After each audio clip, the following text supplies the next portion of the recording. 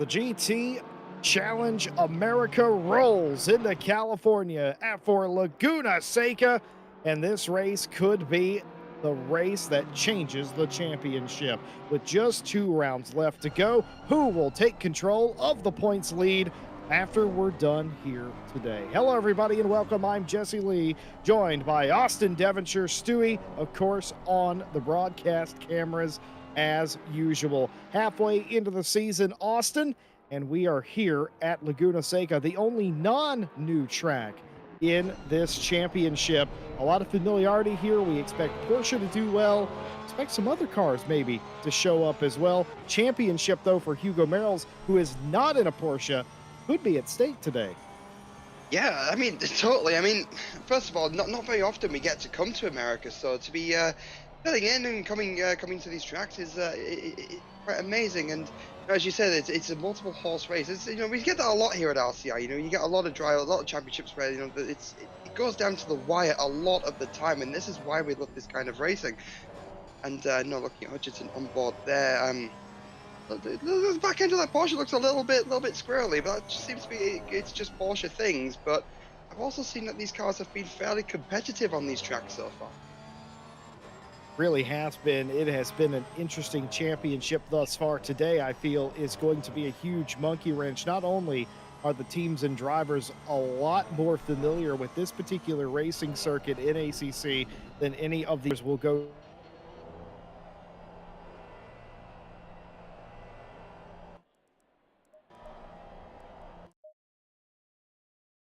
that going to do well. Jade Hutchinson, that is, in that Porsche 911.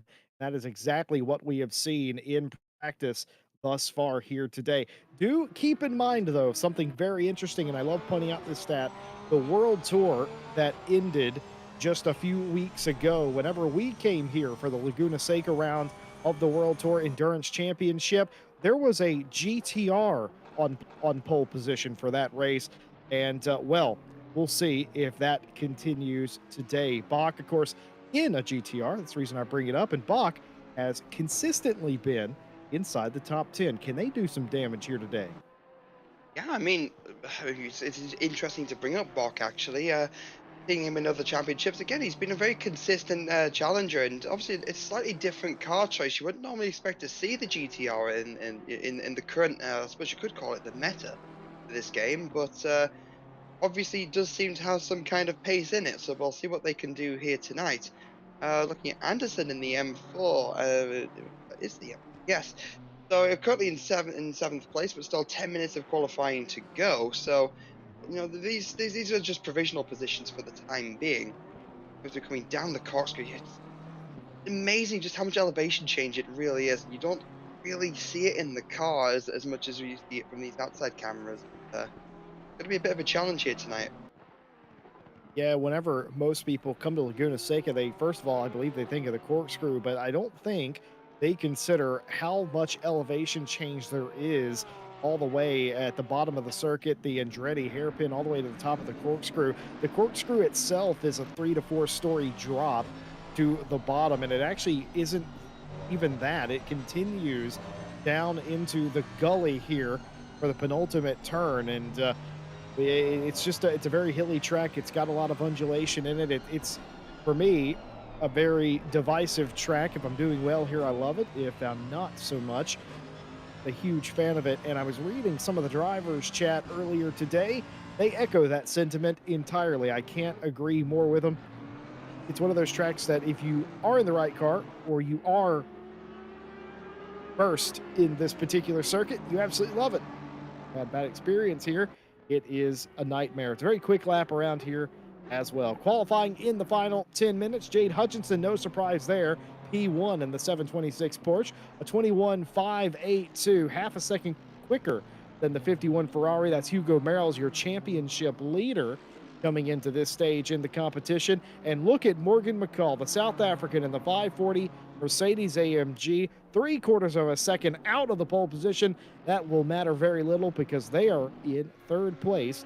Final podium spot. You always want to start on the front 2 rows around here, Austin. Difficult to pass. Yeah, I was actually just about to say there, Jesse. It's a really, yeah, I suppose the best way to describe the track is kind of claustrophobic as a driver. Like looking at it from the out, again, the outside cameras don't really show it, but when you're actually driving, the track limits around here, especially when you go in the corners in the run up to the corkscrew, it's so easy to kind of overstep track limits. And as you go up the hill, there is a sausage curve on the outside that's all too easy to clip. And maybe that will rear its head at some point in the race here tonight. But I mean, we'll have to see. But yeah, maybe that's another reason why Hutchinson is so quick around here in that Porsche. It's just a smaller car, able to make more use of all the racetrack, and might on the flip side, then that might prove hard to defend as well. It was starting in P1 there. Of course, P1 is no guarantee. How many times have we seen the drivers run down into turn one, that Andretti hairpin, and it all go a little bit wrong? Hopefully, we don't have that today. We have a lot of cars here, folks, for a tiny little racetrack here in Northern California. We got what, 23 or so cars, and that is more than I expected.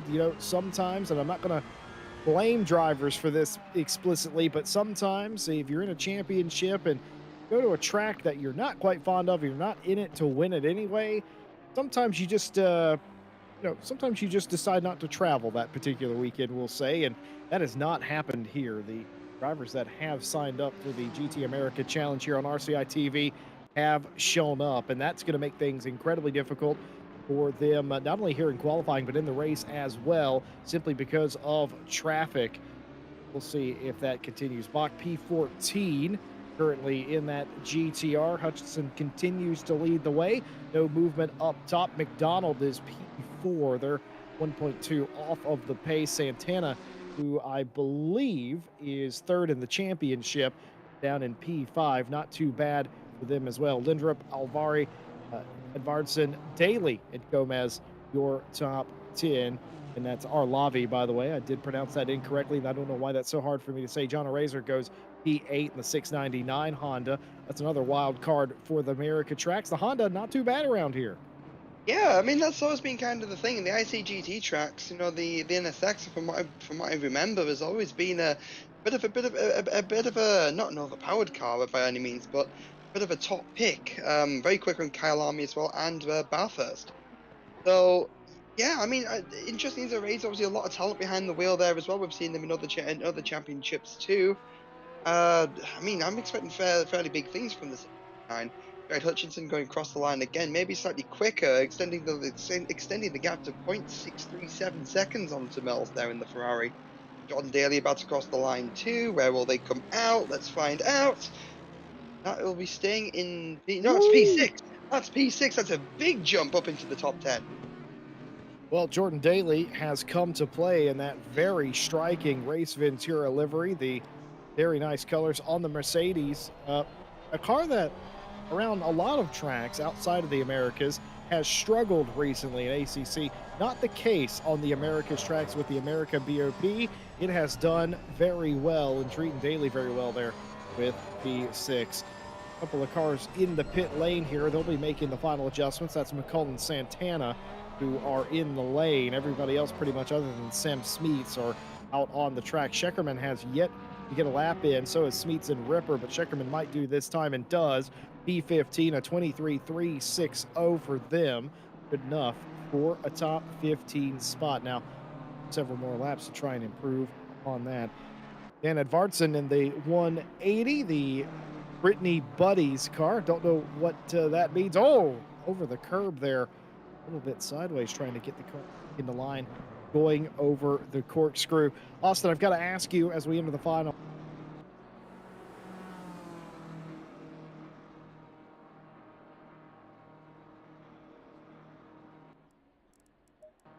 It's Jesse. Because for me, that would have been. Oh, I mean, that would have been Gran Turismo on the PlayStation back a good while ago. That'd be my first experience with the corkscrew, and I certainly wasn't expecting how tight or how steep it was, or even there to be a corner at the top of the hill at all. So I probably likely went straight on into the barrier. I'll be completely honest. I, you know what? I think we've had the same experience. I think my first ever attempt at the Laguna Seca corkscrew was in a Gran Turismo game back in the 90s, and I definitely at the time thought this is not a real track, not a thing that would ever occur in nature. But here we are, and what a lovely track was. It was actually really hard to hit in the old Gran Turismo games because of the way the physics worked. It just the corkscrew feels unnatural by itself. It doesn't need help, but I just feel like in Gran Turismo back in the day, it was extra unnatural.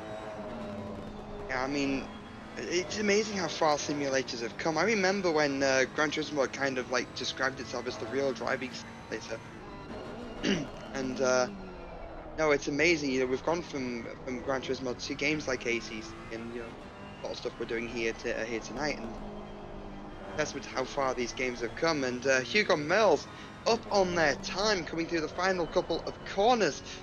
A little bit of back end there. I Oh, don't know that how was a much good. time they lost there. My delta is actually isn't working right. So I'm going to be just as surprised as you guys. I don't know. I don't know where they're going to come out, but what we've been talking the broadcast, they're up on the time, crossing the line, and yeah, it hasn't. A little bit anticlimactic there. 22.7 seconds. So the lost time. I believe that would be in the slide in the second to last corner. So goes to show how easy it is to make a mistake around here too. It really is. Just 2.5 minutes or so left in qualifying. Hugo reloading for another lap. Morgan McCall back in the pit lane. Don't know if we'll see any more out of the South African in P3, but I will say Lindrup has jumped themselves into P4. They're just about 1 second off the overall pace and just about 1/10 off of Morgan in P3. Very close behind them, of course, is Santana, but everybody trying to do their very best. A big hello to everyone in chat this evening. Hope wherever you are in the world, you're keeping cool on this very hot weekend. I know it was hot in the UK this week. It's going to be absolutely boiling, pretty much same stuff here in the States for me. Hope you found yourself a cool spot, a cool drink, and ready to see some hot racing action here in the state of California. Hugo coming back around Team VMS. That Ferrari leads the championship. Doesn't have to do anything special here today, but definitely wants to get as close as they possibly can. Doesn't look like that lap's going to be anything to write home about. Marco Ripper just inside the top 10 as well. Look at these sector times.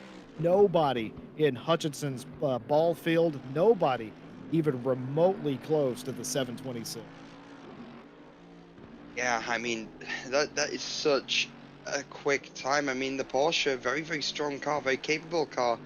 Um, to the sizing of it, might just be one of the things that gives it a bit of an edge around here. But as we said before, we've got cars like a Razor, cars like the NSX with a Razor. Again, very very powerful around this track. So I mean, let's not take any credit away from Hutchinson. That's an amazing time. And we said before, there's only provisional pole, but with only 50 seconds remaining, it's looking like it might stay that way. Phil Melter about to cross the line. But they're going to improve. Currently P16 up into the top 10. So that's an improvement on their time. Dominic Joy coming on the final corner about to cross the line. They could also improve. So final 30 seconds, the order seems to be mixing up. The order certainly is. No position is safe because we talked about Hutchinson, and to their credit, they're the fastest car. We expect Porsche to do really well, but to Hutchinson's credit, they're the only Porsche inside the top 15. Hugo comes across the line and an It's an improvement improvement. there. Just about a quarter of a second, a little bit less, a 21.960 that will further secure P2 for the driver of the 51 Ferrari. A couple of other drivers have joined him in the garage. Santana, Edvardsen, and McDonald now are all in the lane. So is Anderson and Scheckerman. They'll take no further part.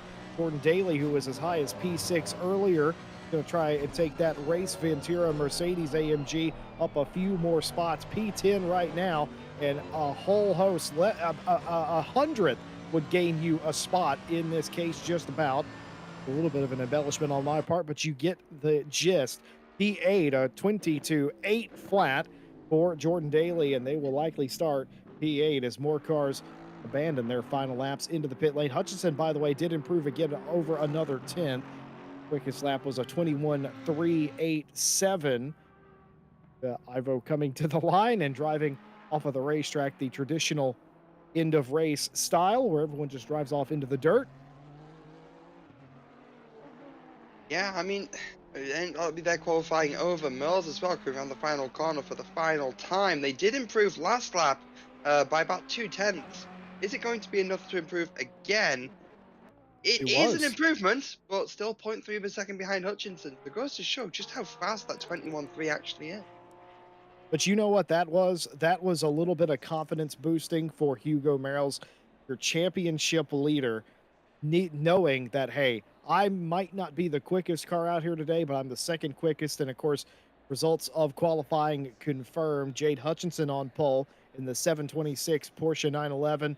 Our broadcaster Stewie called that very specific driver on pole today, and they have done it. A 21.387, your quickest time, quickest sector in 2 and 3. But Hugo has the quickest sector in the first by just about 5/1000ths of a second, 3 tenths behind, of course. And Morgan McCall safe all day in P3 in the 540 Mercedes. Lindrup P4 in the 190 Santana, rounding out your top five. Edvardson, McDonald, Daily Ripper, Phil Malter, your top 10. Eraser, Arlavi, Bach, Gomez, Frau, Anderson, Pimlott, Scheckerman, Lopez, Garcia, Joy, and the list goes on. It's so very close amongst everybody else outside the top three. It's going to be a heck of a race. Let's take a look at the championship points, show you how we got here. 2 of 4 rounds complete today, being the third of four. Hugo Merrill's leads the championship, 130 points. Simone Simonaro with 106 tied with Ivette Santana. Is a tiebreaker goes to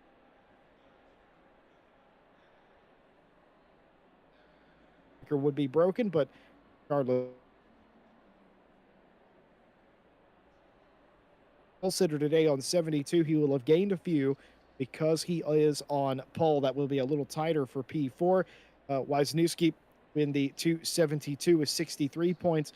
George McDonald on 62, 1 point behind. Arlavi on 59. Bach on 52. Tom Watts rounds out your top 10 with 47.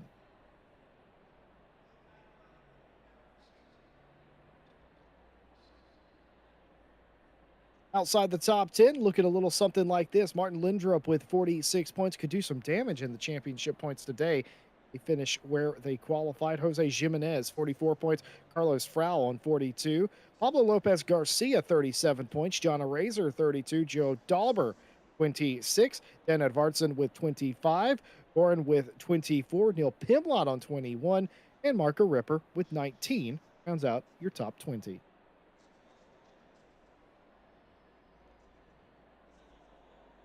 Outside of the top 20, Rudy Philmalter on 19, Scheckerman on 18. Ivo with 17, tied with Dominic for the honors of 23rd place. Hugo Gomez, the second Hugo in the championship, and by my measure, the only time we've ever had two Hugos on the same grid. 14 points for them. Moses Reyes with 7 points, and nobody else has points in the championship.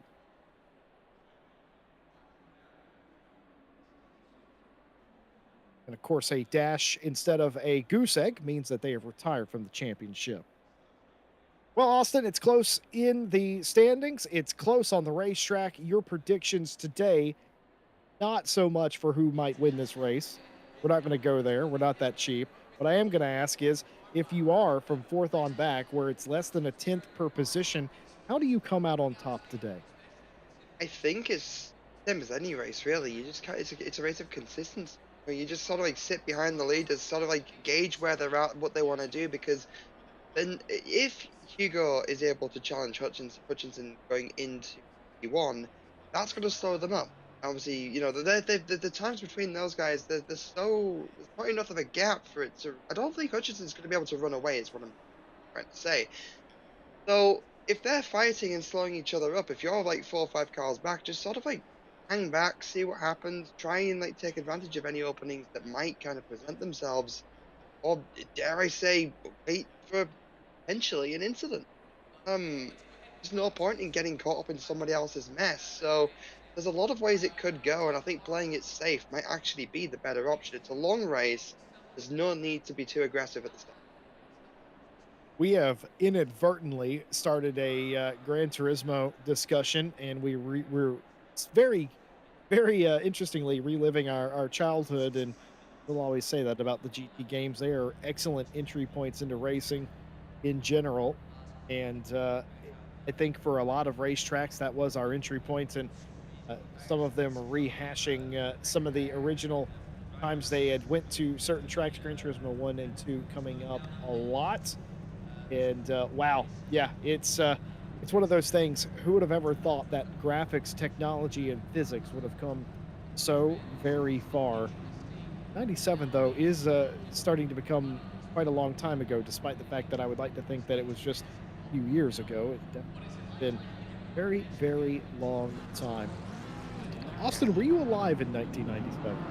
I, in fact, was. I would have been 2, 3 years old. So I was born back end of '95. A little bit of a we might come up with a trivia question later on. If there's ever a quiz about RCI commentators, when were they born? I mean, now the chat knows. So yeah. Hmm.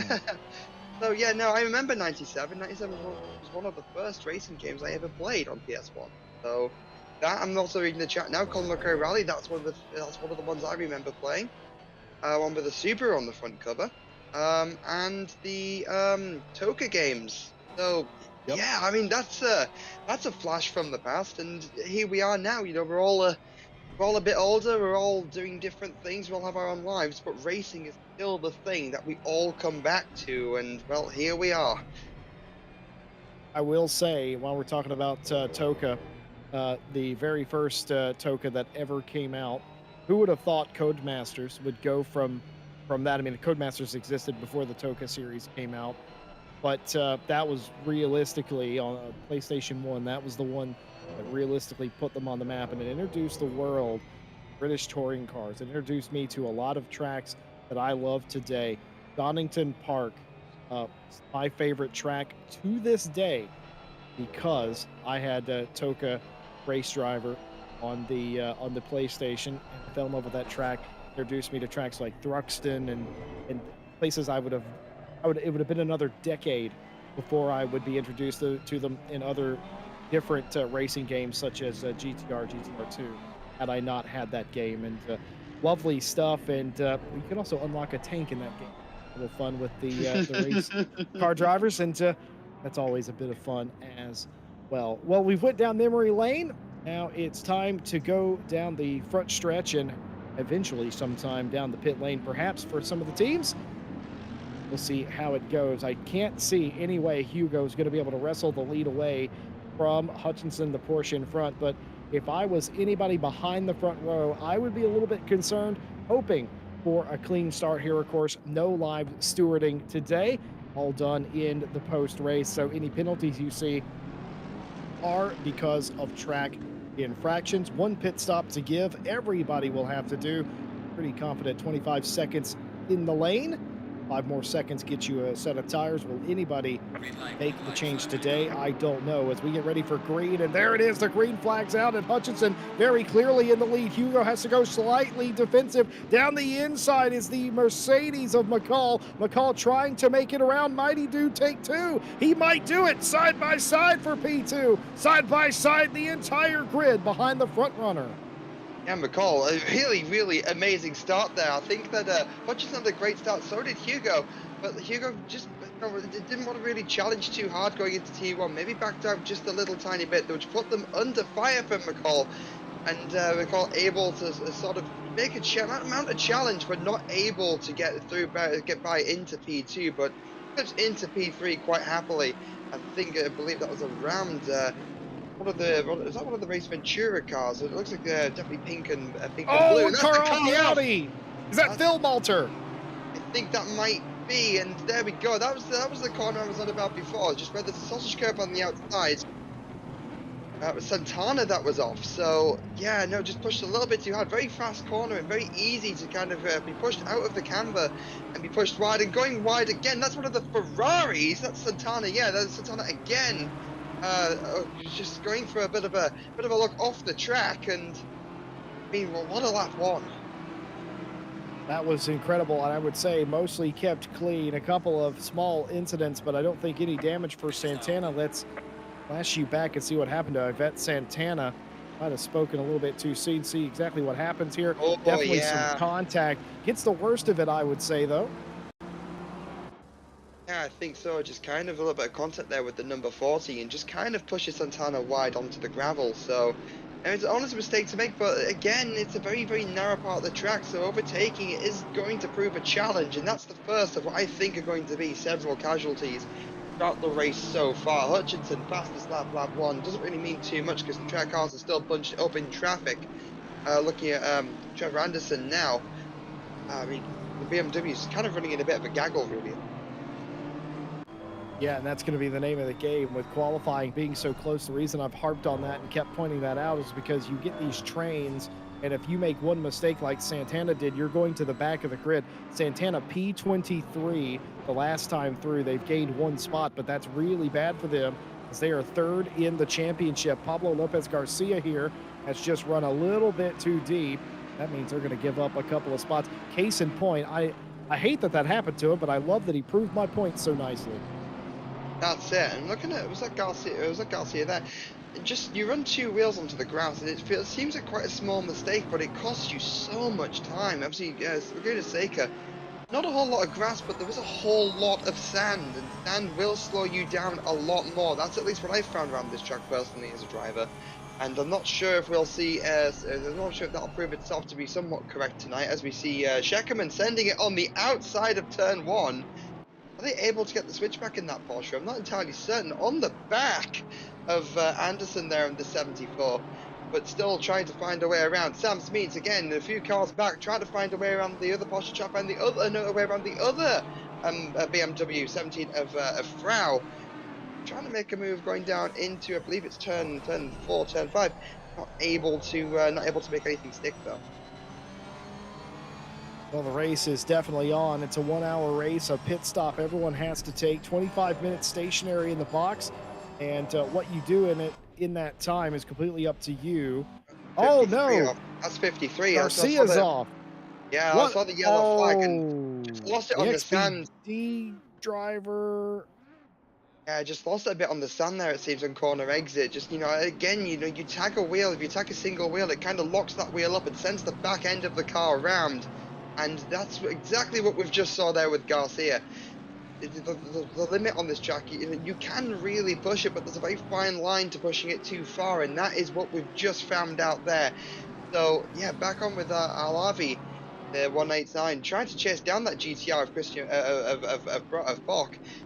I mean, the GTR is so fast in a straight line, and that is one thing it has really going for it. And I'm not certain how it's going to prove itself here tonight at Laguna Seca. Well, certainly the last time we saw a GTR here, it started up further in the field, but I will give Bach credit to this. They're in P11. They've gained a bunch of spots already, and that car is formidable over the course of a run. I will say my experience with that car here, it does lose a bit in the final 20 or so minutes. Changing tires on that GTR might be a winning combination for a top 10 here today. Sim Smeets, who is climbing through the field as well, didn't get anywhere near the qualifying they would have liked, getting a pass done right there in the final corner. Always sketchy trying to get it done on the hard left-hander there at the end of the course, but able to get it done like completely cleanly. Was looking at chat and I echoed the sentiment there. Clean corkscrew on lap one, clean lap one to boot. Car has gone off there. Bach lost a couple of spots. It's so easy to do, and you're going to see that all day with how these cars are bunched up. If you go off, if you make a minute mistake that, if you were in space, would be of very little consequence, but that's not going to happen today. You are in a group of cars all the time. Mistakes are going to happen. That dropped him from P11 to P14, Austin. Yeah, that's a lot of space to try and make back up, and I'm not, again, as we said before, overtaking around here is not easy, and that GTR is a bit of a boat. It's a bit of a boat. It's a bit of a compliment, really. It's more of a cruise ship. It's huge. They are big cars, and I've stood next to a GTR GT3 in real life, and no word of a lie, the rear wing comes up to my chin with me stood up, and I'm like 5'10". I'm an average sized person, and no, the the car is so tall, it's so wide, it's so long, and that might prove to be a bit of a problem in terms of trying to get by other cars. But great for defending though. But Bok is going to have his work cut out for them, trying to make back those positions from that small mistake. As we're coming down the corkscrew now on the back of Trevor Anderson's wing, you just see the car. Yeah, and you see how steep it is. The front split is slamming into the ground for all these cars here. I mean, it's such an amazing sight, but I don't envy any of the drivers right now. And that is Sheckerman. Oh That's no! a contact. Sheckerman! Sheckerman's lost it. I don't know if there was contact there. The visor cam from Brian Sheckerman in the 911. Oh No, that was no! just Just Porsche undulation and completely lost it there. A huge miscalculation from Sheckerman. oh, that was huge. And it goes again. The Porsche, very very difficult car to drive, and our broadcaster Stu could tell you all about that. You know, obviously, I don't think I've ever seen Stu drive anything outside of the Porsche on maybe one occasion. I mean, it is a very twitchy car, very hard to control, and you know, as soon as you hit the brakes, you know, if you start upsetting the rear end, the weight of the engine in the back does kind of act as a pendulum and will spin you round. And again, we just saw that there with Checkman trying to make the move there on Bok. A little bit of pressure taken off of Bok a little bit, just to a certain degree. Um, Obviously not having to worry too much about behind now, and be able to kind of just be heads up, you know, focus on the cars ahead, trying to get by and fix up that mistake from earlier. Marco Ripper trying to make a move on Jordan Daly coming up in the two AMGs. It seems fairly equally matched. Well, a couple of cars have already come in. Pimlott and Frau have both come in. The pit window open. They have decided now is the right time, and I don't hate that here. If you're not in space or leading the train or next to leading the train, I suspect hitting now would be a great time to mitigate time loss by going slower behind somebody that you could be going quicker than. Pimlott and Frau seem to agree. They're the only two takers on pit road this far, and I think the 22 is going to come in this time and is. Radosevic is in that Audi, so those are the only three cars that have come in to this point. I expected a few more, if I'm completely honest, to get out of line, but they are spreading out a little bit now, so maybe not a big of a deal. Ivette Santana trying to come back through the field. Remember their early lap one woes. They'll likely be trying to forget that as they go down to the inside of the Andretti hairpin on the 175. Easy peasy. Made that easy, did Sorsic on the pass. Yeah, I mean, if I'm Santana right now, it's a case of, you know, there's no point crying over spilt milk, so to speak. So you just sort of like just try and get your head down and just try and you just kind of carry on the race. There's still 50 minutes left. You know, you've got the pace to do it. You know, they qualified in a certain position. They are making up spaces now as well. So they have that option to, not really an option, you know, they have the pace to kind of make up the spaces and, you know, to try and salvage the race as best they can. We see Sam Smeets again on the back of another Porsche onto the back of that GTR coming down into the final couple of corners.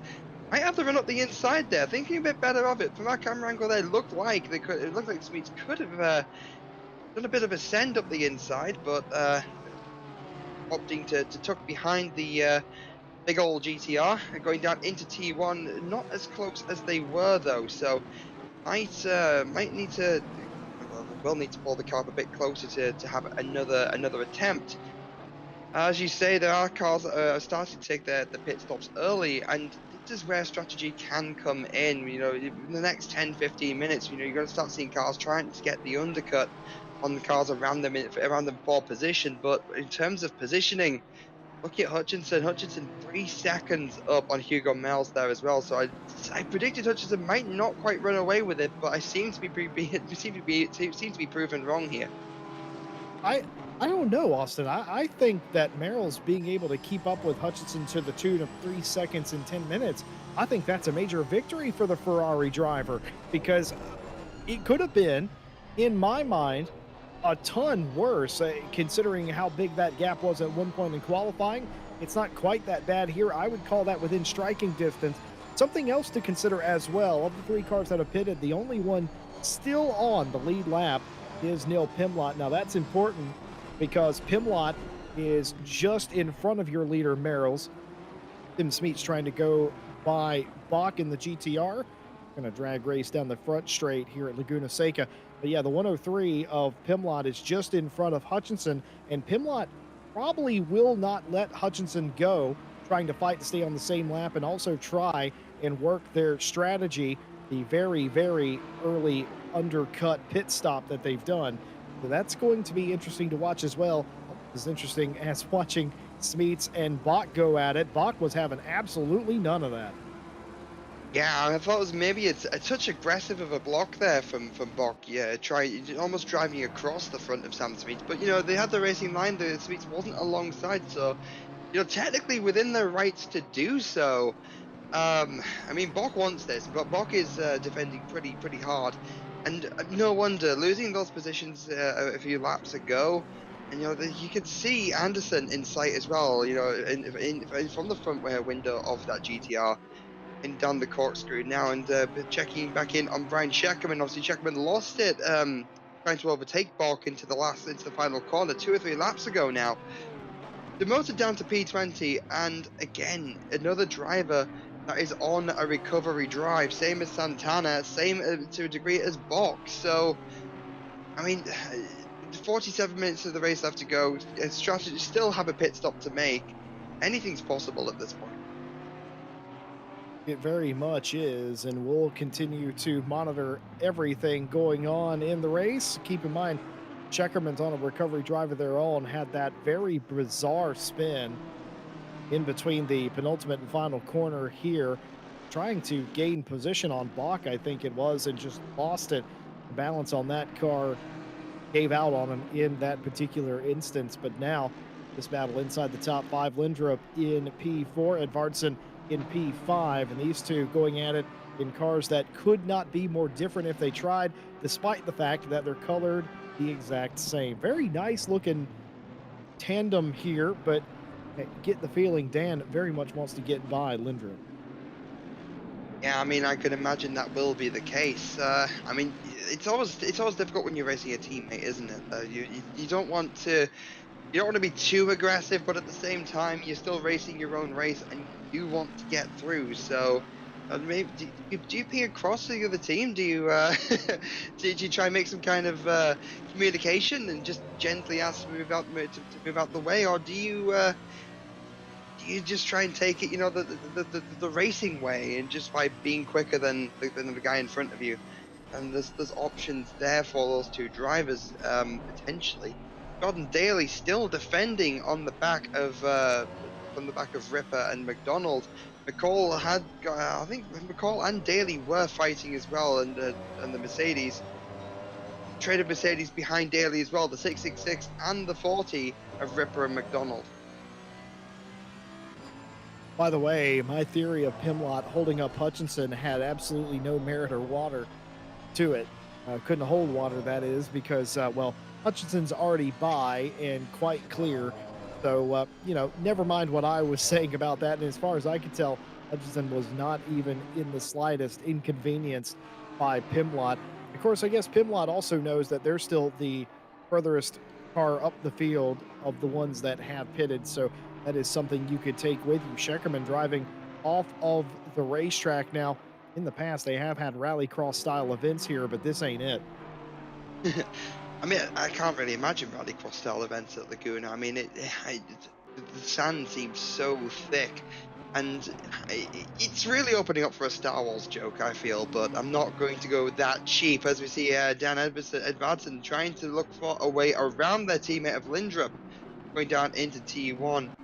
The chrome coloured Oh, baby. the chrome coloured German cars as they come through down into T3. Very close to making content there, Jesse. I mean, it's getting a little bit animated there. Just there's a lot going on. Just trying to get my bearings a little bit myself, and that's the thing about Laguna. It's such a short track. Everyone's so bunched up. There's so much going on all at one time, and you have drivers trying to find their way through, and it's not the easiest task around here, and it's plenty to talk about. So there's a sausage curve on the inside of that corner there that we saw, just avoiding that. I mean, everyone seems to be so far going down into the corkscrew. It seems that Lindrup actually holding a little bit of a gap on Edvardsen there. Edvardsen having to mount another attack at another time. Now Lindrup in that purple Audi in front that we're looking at. That car in front of them, I believe that's BMW. That's Frau's number 17 BMW. That is not P3. That car is one of the few that have done the early pit stop. So an interesting decision for fourth and fifth coming up as they catch that lap car. Marco Ripper is going to be edged just ever so slightly wide, and a trio of Mercedes AMGs are going to be thundering down the front straight, which is anything but straight. And that's going to be Jordan Daly up a position there and going to shut the door into the Andretti hairpin. And that's excellent stuff. Daly there with a huge defense, nearly lost that position, was able to assert themselves back into P6. Excellent stuff. Yeah, I mean, just being able to, as you said, that assertion, being able to hold your line and stand your ground, such an important skill to have in racing. And obviously, Daly's got the experience. We've seen them around in championships here in the past, and yeah, I mean, that experience starting to show. I mean, these cars very set up fairly similarly. There's not one car that's kind of running away on the straights or seems quicker in the corners. This is going to come down to total driver skill. Coming down into the corkscrew there, that'll be McDonald inching ever so closer to the back of Ripper there, but not really having the drive, or the same kind of drive out of the corkscrew as the other cars as well, avoiding the sausage curve on the inside of the second half of the corner. And yeah, I mean, these three AMGs still in a bit of a train. The order not changing. Ripper seems to me just to be a little bit more special than Daly in that middle sector. And I think that's what put Daly in that situation a lap ago anyway. Rudy Philmalter is in a situation, and it's John Arazer flashing the lights, going very defensive as Philmalter. A little bit of contact there from Arazer, perhaps, as they go down into the hairpin. Close quarters stuff here between the two drivers fighting over P9. Eraser was wanting to go anywhere they possibly could. Didn't really send it around the outside. Kept it nice and tidy. Let's take a look at this from the helicopter cam. Look at Phil Malter there just go ultra defensive, and just as Eraser tried to pull out around the outside, realized that, well, didn't have enough time, was already there. Yeah, I mean, very kind of like a last minute sort of move from both drivers there, and maybe something that could have been a bit avoided. Daly looks like Daly was leading that pack of AMGs. About something. Yeah, I was just about to say, flashing the lights.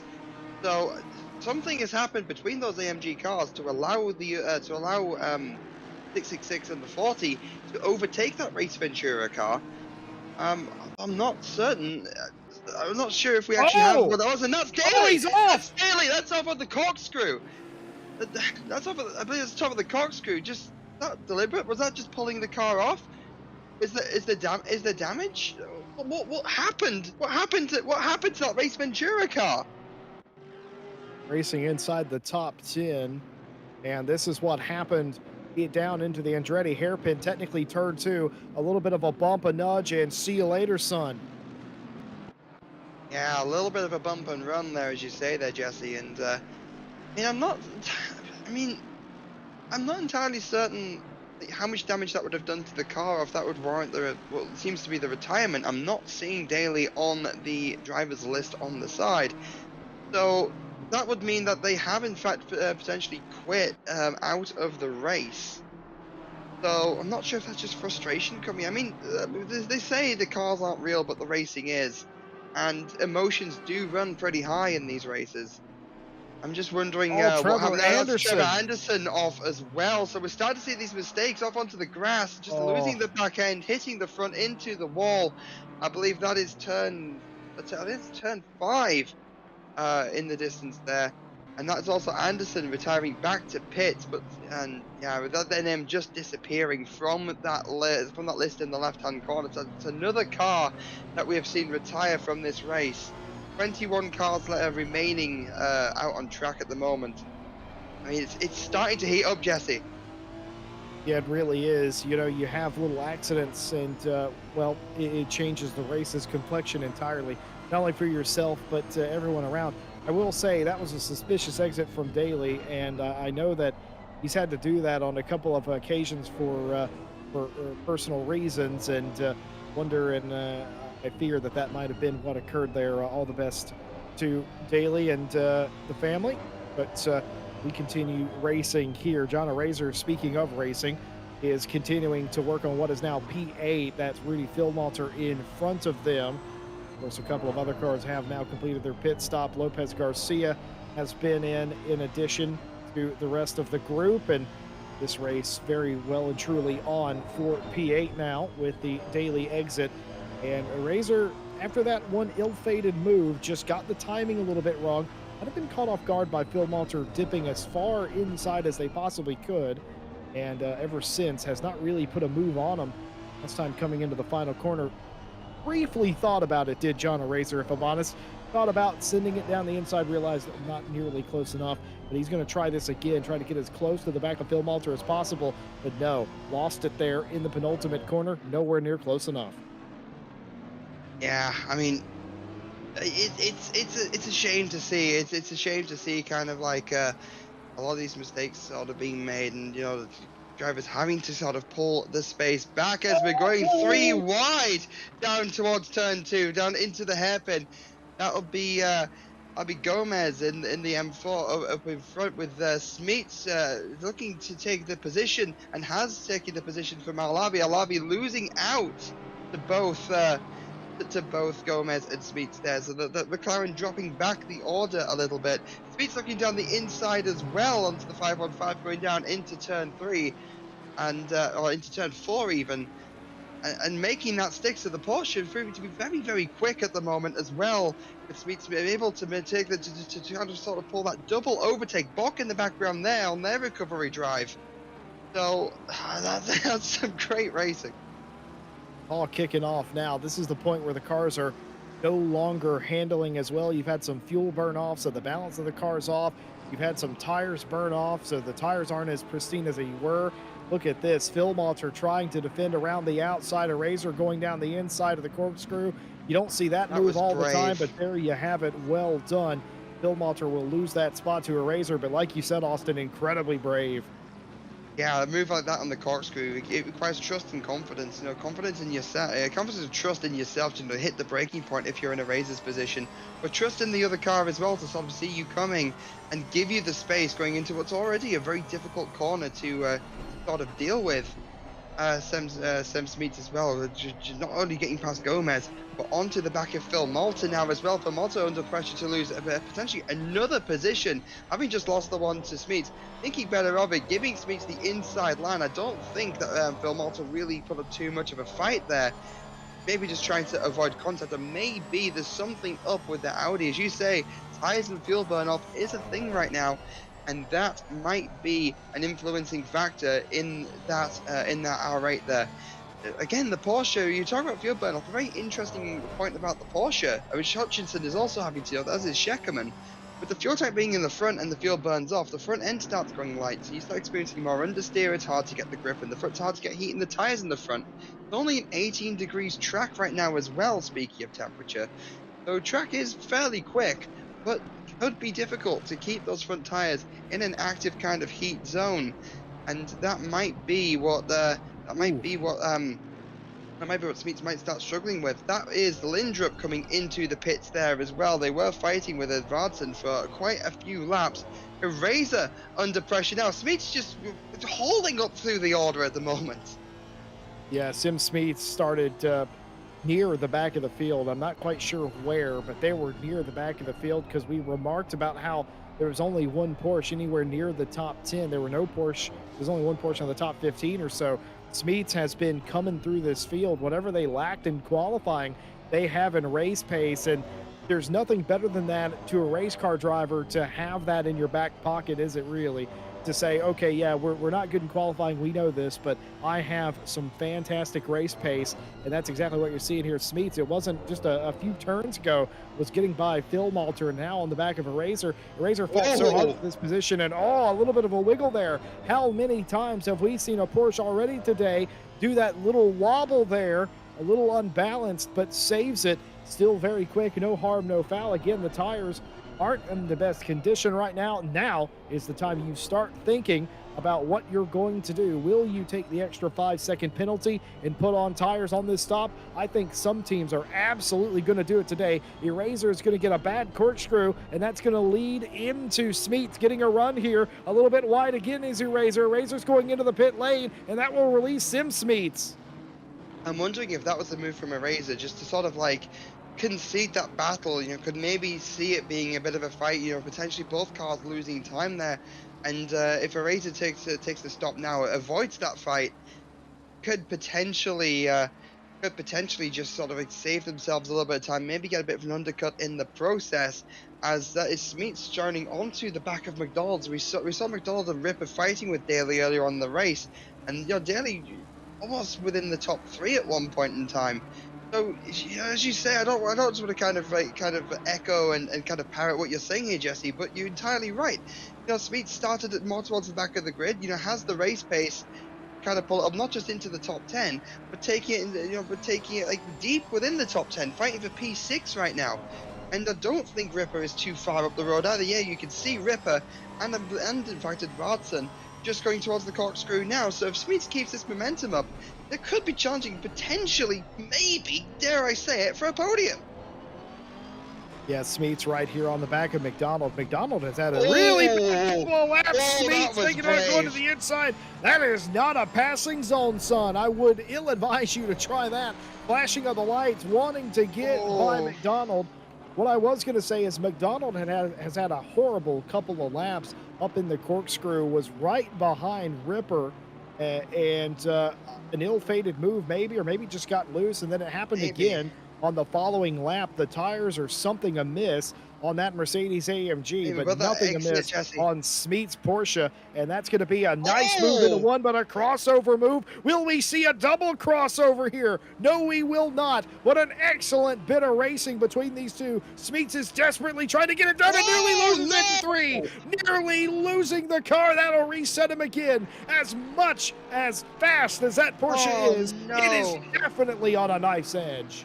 Yeah, no, I was just about to say actually, going through into the final corner, Speed took a slightly later apex to try and pull up alongside, and obviously the start of the finish line actually curves slightly to the left and tucks really deep in to give a good run into T1. Doesn't get the switch back into into the second part of the hairpin, since it's kind of broken up into two different corners, as you can see on the track map.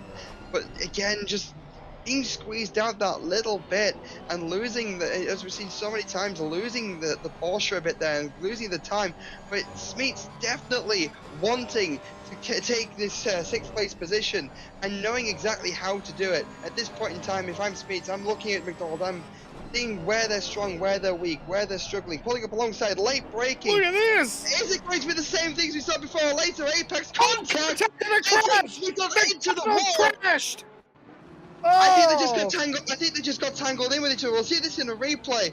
Again, Smeets attempted the same things both. Looks like McDonald's actually Oh. fainting to the left slightly.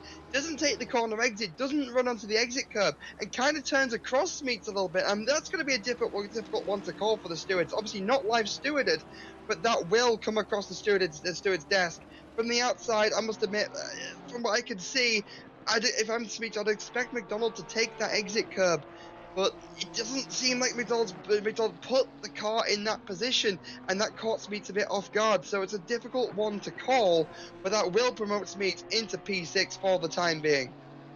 Yeah, gonna have damage on that, Austin, and significant damage, I would say, on that particular car.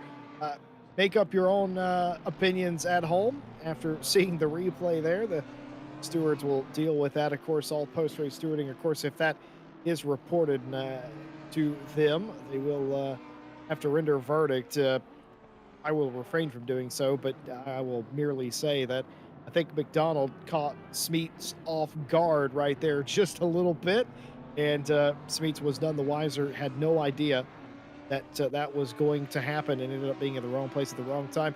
I think McDonald thought they were still clear, maybe as well, using the indicator that is provided with ACC, and might have not quite seen them there or something of the like. I try to usually give the drivers the benefit of the doubt, but Yeah, that of was a course. nasty moment there. And unfortunately, I have seen that quite a few times on this particular race circuit. Ripper, McDonald, and Scheckerman are all in the pit lane. Lindrup leads the cars that have pitted. Razor's second, Gomez, Philmalter, Pimlott, Alavi, etc. As Jade Hutchinson, the leader of the race, you will remember in the pit lane here. And honestly, I'm going to keep it real with you guys. I don't think it matters what he does on pit lane. I think he's going to be fast regardless.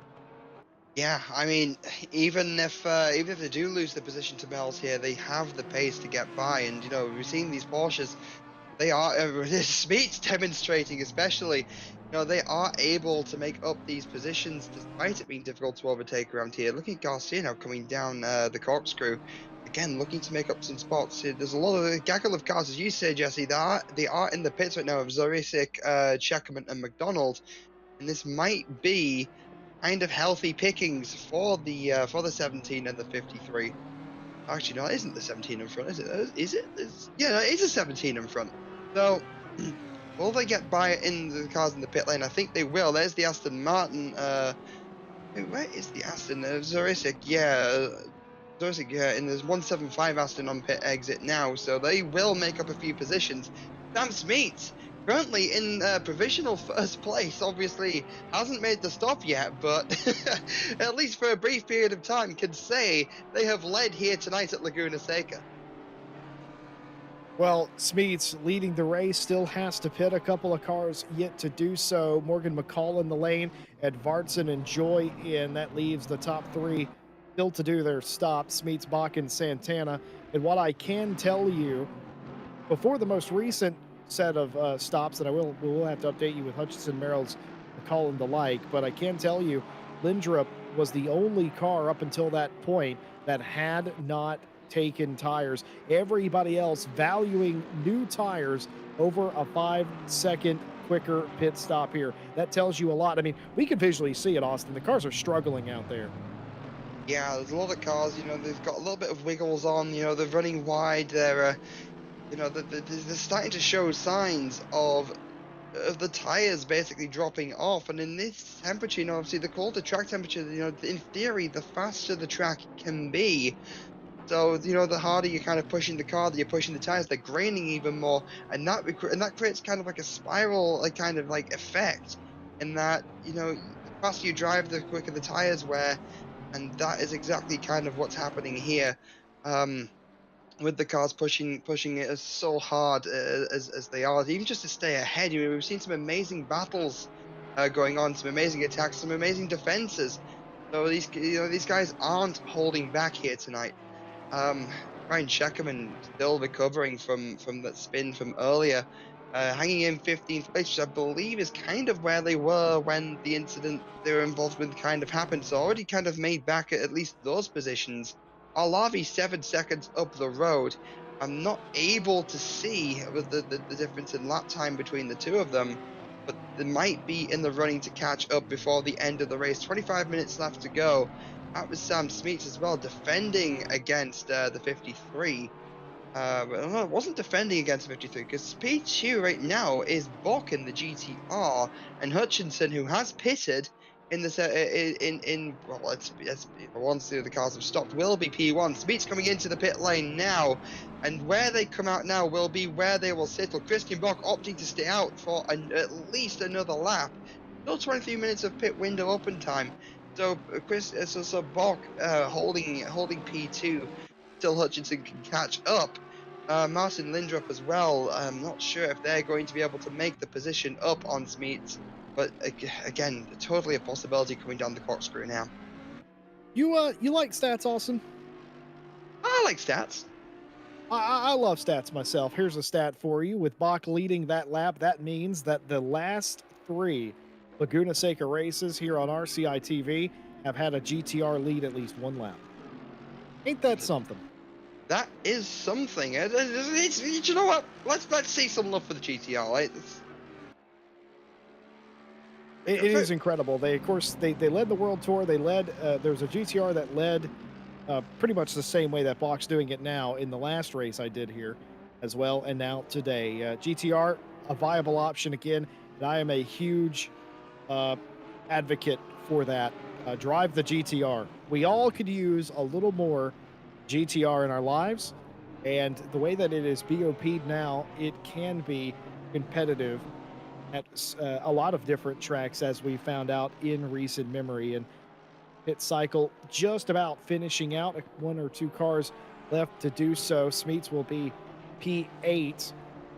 That's where they have come out. Bach now in the lane. That will mark the end of pit stops. Everyone coming in around the midway point, except the four or so drivers that came in quite early on within the first 10 minutes or so. Bach's going to get their service completed. Interesting to see where they rejoin on the racetrack. Nearly everybody took tires. We only can confirm Lindrup did not. And it has worked for them, if we're completely fair, because they're in P5 right about now. Yeah, I mean, that is a bit of an improvement as well. And P5, fairly solid position to be. You're just outside of the top three really, and that is Lindrup moving into P4 now with advancing into P5 as Bach finally makes their stop. Is going for the overcut. I'm not certain if they've just kind of been caught off guard. Then looking at the track map, the 189 causing a yellow flag there. It looks like they've gone off the track towards just off the corkscrew, actually. And that will be Alavi. Looking at the race replay now, yeah, just losing the back end. Yeah. That sweeping the downhill left-hander. You can see the elevation change. That front right-hand tire lifting completely off the ground there as it exits the track, almost hitting was it Sheckerman as well at the same time.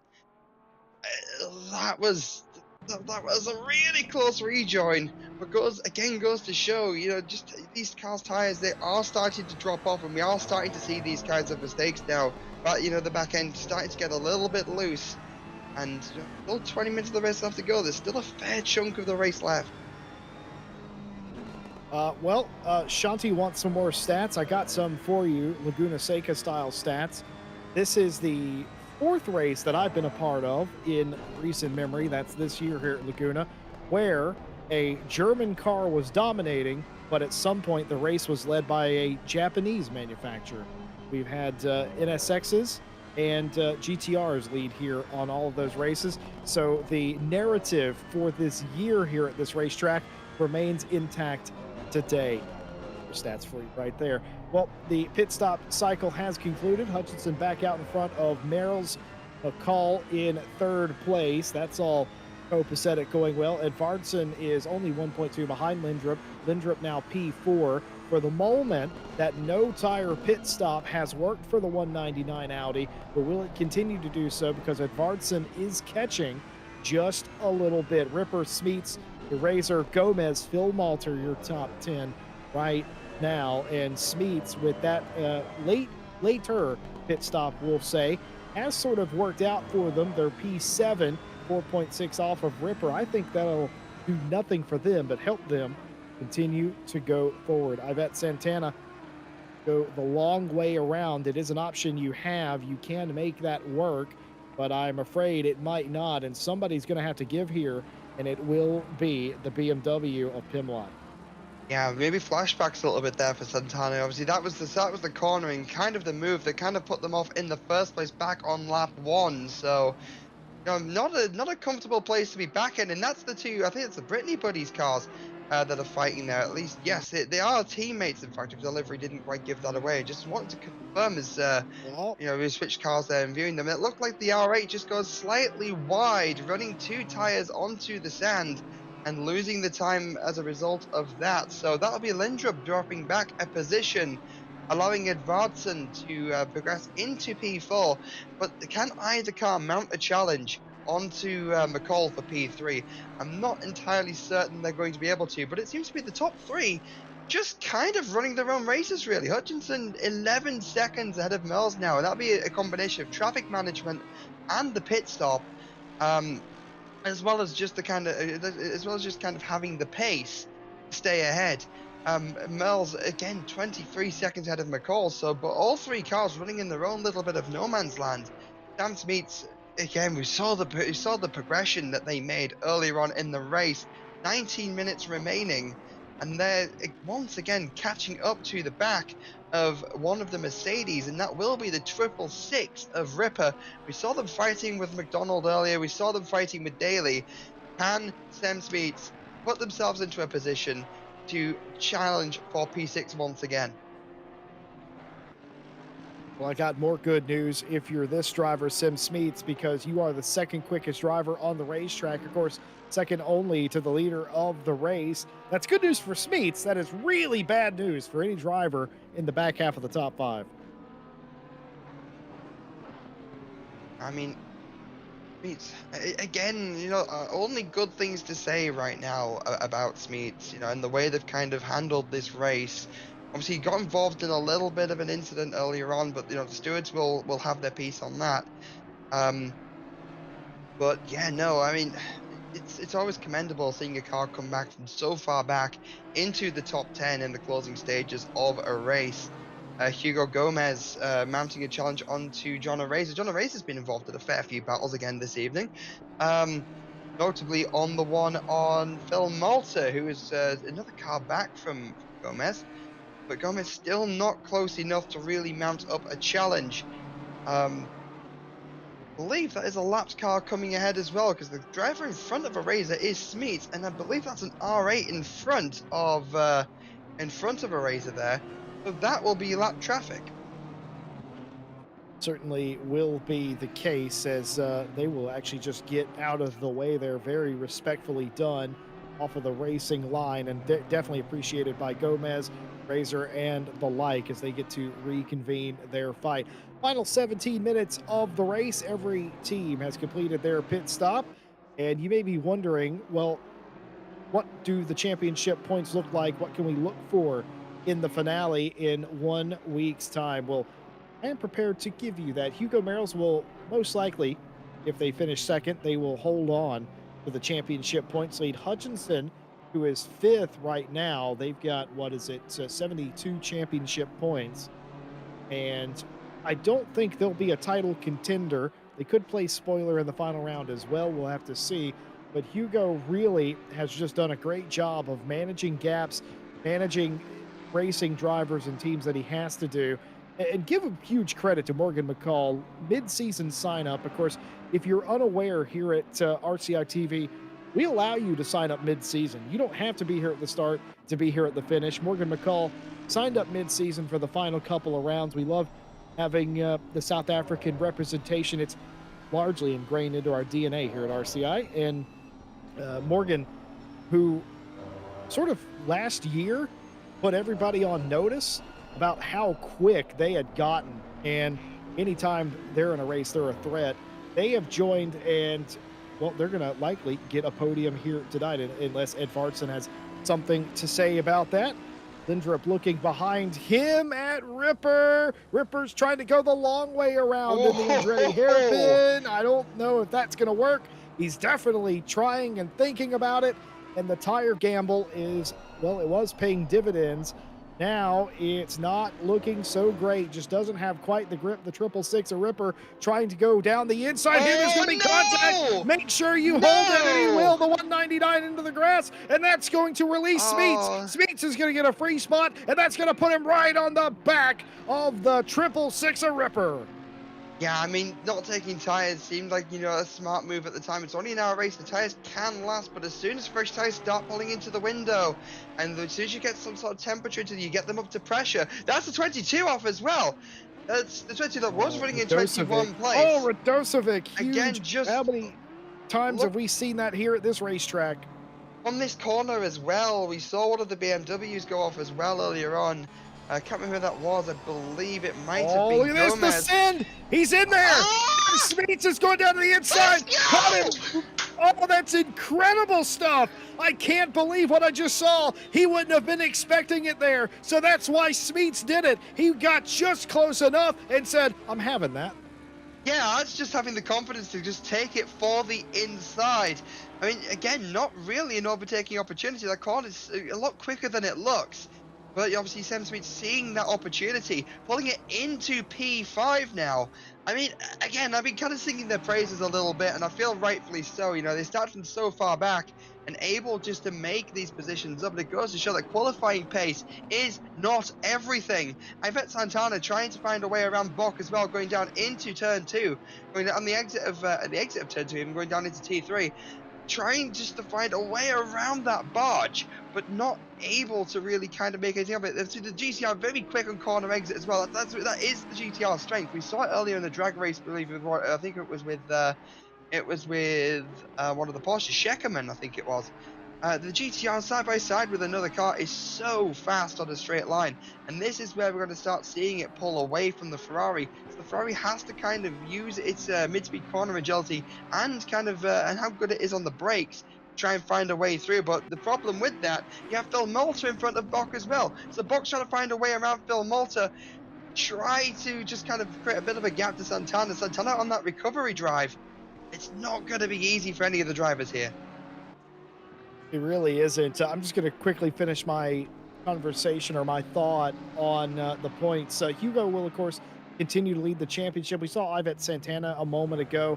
They've had issues as well. Dominic Joy having an issue here. Not the worst issue you could have. Just as I said, a huge crash into the pit road wall. That is incredibly uncommon. I've never seen a car hit there, but a huge crash with the BMW. I believe that was, Joy in the BMW and Radosevic in the 22. Alavi. And these two cars going side by side. Hugo Gomez trying to take a spot away, or trying to defend a spot, I should say, from the Nissan. Actually, no, I was right the first time. That's Gomez from Eraser. Yeah, no, that's Gomez trying to take a spot from Eraser in the 699. No, that incident there was huge. Obviously, we're seeing a bit of a replay now. Gomez making a little bit of contact there going down on the exit of turn 2. Again, just Eraser having the inside line into T3, able to make that position back. That's where experience really does come in. But that incident in the final corner there between Alavi and Joy, that was huge. Looks like Alavi having another little moment going down into the second to last corner, into the third to last corner even. And that's Phil Malta! That's Phil Malta losing it! That's Phil Malta losing it on the exit of the corkscrew. So that will grant, I believe that's Bok and Santana another position. Yeah, just losing it. Undulation changes, you lose the back end. Staying out of the wall, but losing the positions. Won't be too much damage. Maybe a little flat spot on the tyres. We'll have to see how they get on. Demoted down into 13th position. It's all kicking off, Jesse, at the final stages of this race. It really is. There's going to be some very serious damage on Phil Malter's car. And in fact, there you can see it, the state of the car in a little bit of distress at the moment. And you may be wondering why there's so many crashes that section of the track. It doesn't looks innocuous almost, but it isn't. There's a bunch of little bumps through there, and if you have too much input, not enough input, or if you're on the wrong side of the racetrack and you try to hit the throttle or try to put steering input into it, it will cause crashes like that. There is a specific line most of the time that you want to run through there at full speed. Now, if you're going a little slower, like you're side by side, it's not a big deal. But if you're trying to go full speed, there are bumps, there's undulations in the asphalt. Of course, the way that the asphalt bends completely changes in this section. And if you're too far inside, especially right there, you will hit those bumps. And in fact, you can see Hugo actually was a little bit to the inside. You saw the front of the car porpoise a little bit. Those are the bumps I'm talking about. And they're from the bottom of the corkscrew all the way through that next left-hander. You got to be very careful where you are in some of these cars. Some cars deal with it a little bit better than others, but well, we've all seen what happens when they get it wrong. Yeah, I mean, notoriously twitchy cars, R8, the 911, to a degree the Ferrari.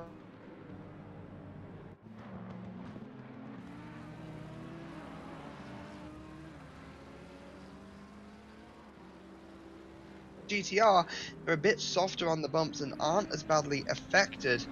Looking at the replay now, Carlos Frau in the dirt and the cock there as well. So that's another car we've seen go off. Not entirely certain what happened there. Odd place to go off, kind of. So according to our broadcasters over with Stewie in our ears, that is the same issue as the Audi apparently of Phil Malta. So exact same thing there, but kind of mid-corner going off into the gravel, and I'm not certain if that was contact with the wall as well. Wolf Motorsport has brought up in chat, he thinks everybody's patience is starting to run out. Chances are being taken. By the way, we do appreciate everyone's understanding and bearing with us while we have some interconnectivity issues. Don't worry, that's not on your end. That is 100% on our end. We're dealing with it, obviously, and we do apologize if sometimes the picture is just ever so slightly choppy.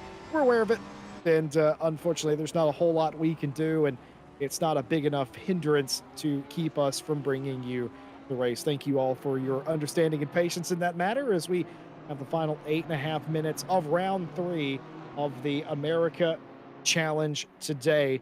And it's not over yet. Hugo Gomez, who didn't quite get the pass on a razor a little while ago, has had a rethink, regrouped, and is continuing to try and pursue that. Well, we're in America, so technically that's an Acura NSX in front of him.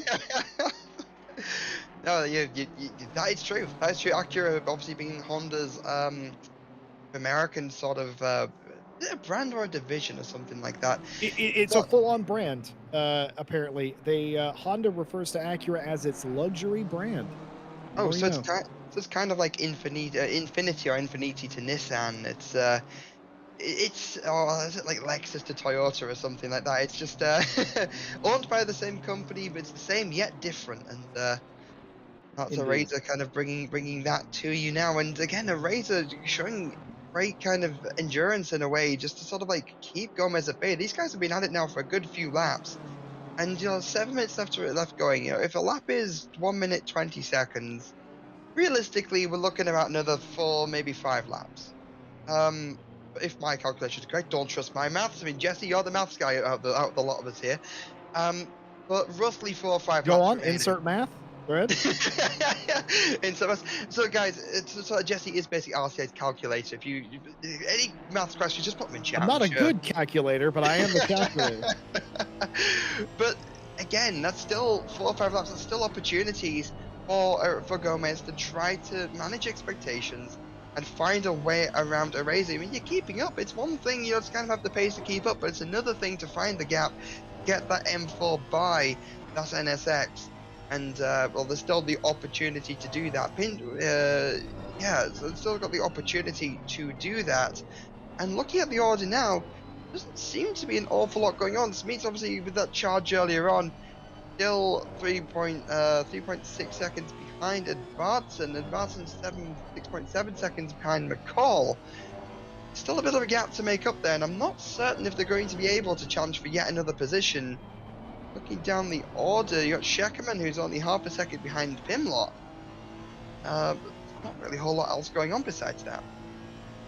Well, as you know, folks at home, with great power comes great responsibility, and heavy is the head that wears the crown. And rather unfortunately, tonight, Austin and I have the unfortunate ability to curse any driver we want. So I'm just going to say this out loud.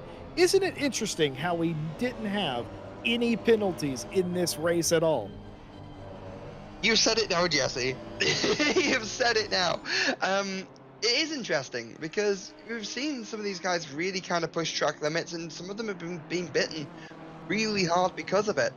Um, again, just to not see like an official kind of drive-through penalty. I think there's a reason for it though, in that as easy as it is to kind of push track limits, the track limits here, the game will only penalize you if you gain time due to an infringement. With the way it does that is, it seems to be, is it calculates what your delta is, and whether you're above that delta or behind that delta, if you kind of make a drastic jump up on the delta at the time of going off and rejoining the track.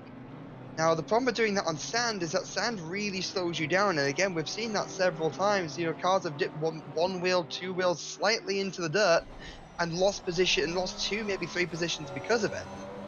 So maybe that the sand is slowing these cars down enough that the game doesn't have the chance to pick it up as a track infringement and to issue the track limit warnings and subsequently any penalties following that. You're not going to get any penalties with the live streaming because that's not a thing.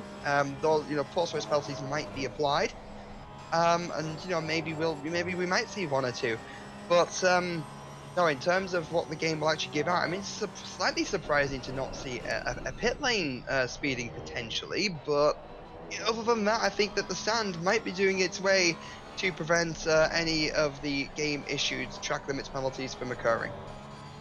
Chat did not. Oh, Sim Smeets nearly losing it there. Absolutely digging. Why? Because he can see Edvardson in front of him just up the road. 3 3/4 minutes. It's a tall ask to gain 2.7 seconds. But if he continues to beat him by 1+ second a lap like he had been doing, it could be on for P4 for Sim Smeets. And that was not a big gain at all. Actually lost 100th of a second there in that final sector. Has to shake a leg and get a move on. Chat did not like me saying that there was no penalties in this race. Folks, it is so rare, even without live stewarding, it has only happened twice in RCI's history, and that goes back years and years. I mean, that is a stat. I mean, going back to stat hour with Jesse, that's a stat that even I didn't know. So it feels a little bit special to be here bringing this tonight. So yeah, Olavi has had a hard race. Looking at a race replay now, something that Stewie has spotted and we haven't. That's Santana and Christian Bock trying for a move down in and just making contact. Santana on that recovery drive has come off worse here. Bock not losing a position, but Santana, oh, I'll say not losing a position. There we go. That will be, no, wait, no, that's Hutchinson. That's 726. That's Hutchinson just gone through. So Bock has not lost the position there. And Santana giving themselves a gap all over again to catch up. Only 2 minutes remaining. That 4 or 5 laps that I said earlier on, that was with 7 minutes remaining. So now we're only looking at maybe 2, 3 laps at most for Santana to line up another move. To line up another move. Sam Smith's gaining another 1.3 seconds here on Edvardson to mount the challenge for P4. You see how close that BMW is in the front in the front window there. I mean, Smith could be looking for a P4 finish here from the back. I have been doing the math, as you all have expected at this point, and he's going to get there, is Sim Smeets. But what's he going to be able to do when he gets there is the big question. He might run out of time to make the pass, but will he get there? You betcha he will. Hugo Gomez back in the field here, continuing a nice race, but has now given up that spot, or actually, no, has continued to chase a Razor for that spot and has yet to take it away from him, getting very close on several occasions, side by side even, off of turn 2, the Andretti hairpin. The dog leg in the front straight counts as turn 1, apparently, here in Laguna Seca. So the hairpin that everyone assumes is turn 1 is actually turn 2, according to the official course map. These two going at it. This is for P8. This is not small change here for championship points. What I was trying to say earlier, by the way, I was talking about Morgan McCall, who is going to take home P3 here today. They are a mid-season sign-up in this championship, folks. And in one race, they are going to jump more than half of the field in championship points. That is incredible. They might be inside the top 15 for the final race in points. And if they have another repeat performance in the finale, it could be inside the top 10 after missing half the season. Incredible. Dan Edvardson now is in the unenviable position. White flag is out for the leader. They've just crossed under the starter stand. This will likely be 1.5 laps for these two cars. Can Edvardson hold Smeets off? It's going to be close. Does Smeets send it after all of this? I don't know. I mean, you've come this far. You know, you got to look for an opportunity, and I think, Jesse, I don't know about you, but this is the fight I was hoping that we would see. Smeets right on the back, easily within striking distance now. And, you know, not going to go for the same move that we saw earlier, and I believe that move was on McDonald. Oh, it's a mistake! It's a crash! Involved! Huge crash into the final turn, and Edvardson and Smeets goes around, and Edvardson gets going first. Smeets left into the dust. What happened here? Was this a dropped wheel by Dan Edvardson? It Yeah, Smeets was! goes a little bit wide. Smeets trying to find a way around, but moves into the path of the out of control BMW. I mean, it's one of those positions that maybe just tapping the brakes and hanging back, letting the car in front make their mistake might be the better option. But as you said before there, Jesse, if you're Smeets, do you take any opportunity? And they went for the opportunity, flashing the lights in frustration. Completely understandable. They came from all the way back in towards 20th on the grid all the way up until P5. Some amazing overtakes, an amazing journey to get to where they are now, only for it to be completely stumped by Advanced making that mistake, and Smeets maybe potentially even making the mistake to try and chase that position. Still flashing the lights, frustrated at the situation, frustrated at themselves, and looking to Hutchinson now. And looks like they've already taken the checkered flag. They will be your race winner. But one has to feel for Sam Smeets there. Absolutely. For the second time today, Sim Smeets trying to make a overtake on another car gets caught up in a crash that did not necessarily need to involve them. Smeets continuing to flash around the race course, showing his displeasure. But up front, it's all Jade Hutchinson in the 726 Porsche. They have done it. Flag to flag, an excellent Oh, qualifying, a wait, deserved wait, win for wait, them as well. wait. Did And Advanced yeah, just let Smeets through? they definitely did, hoping to avoid some potential report penalty. Maybe Smeets will allow that to be let go, and I would make an argument that Smeets would, in fact, allow that to be let go, considering that was the fight anyway. But Yeah. that's not for me to decide. Hutchinson wins the race in dominant fashion. Hugo Merrells does a fantastic job preserving a championship lead. And of course, the South African Morgan McCall comes back to Fridays and parks it on the podium again with his trademark Mercedes AMG. Lindrup Santana, uh, no, Smeets.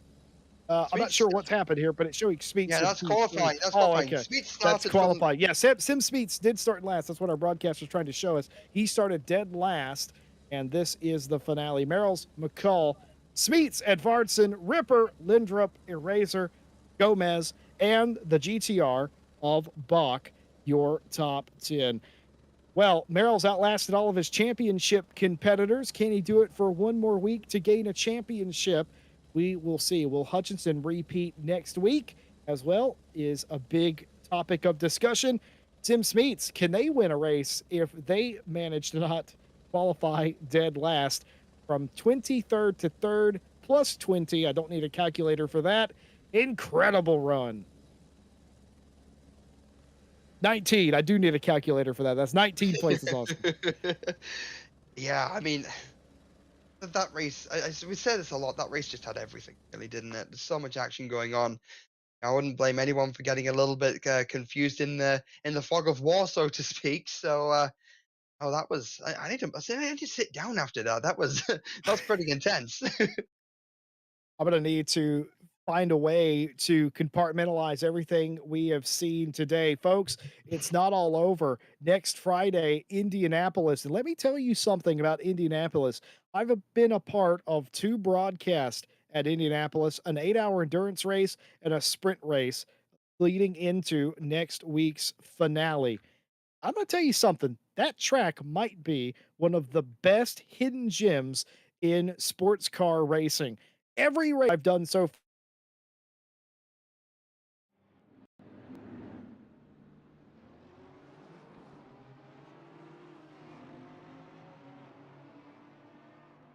more of the same next week. For whatever reason, that track is so balanced on pace and performance.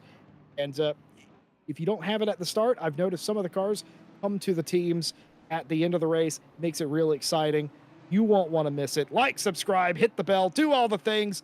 We'll be back with you, of course, for the season finale of the GT America Challenge at Indianapolis Road Course in 1 week's time. Well, what a race it was. A day dominated by Jade Hutchinson that has gotten them a boatload of points. The only problem, Hugo Merrells did not falter today, and they have given themselves a nice lead. Simonar and Santana did have issues on the day, and that set them back quite a bit in the championship standings. It looks like Hugo's to lose right now. Final thoughts, though, on the racing today, Austin. As we just rounded off there, it kind of had everything. I mean, looking at the highlights now, you guys can see on the screen. Um, I mean, if anything, what I want to take away from this is just a testament into not giving up. Smeet's really kind of, for me, driver of the race. Starting in last, finishing P4 on a track that's incredibly difficult to overtake on, in a car that's proven incredibly difficult to drive.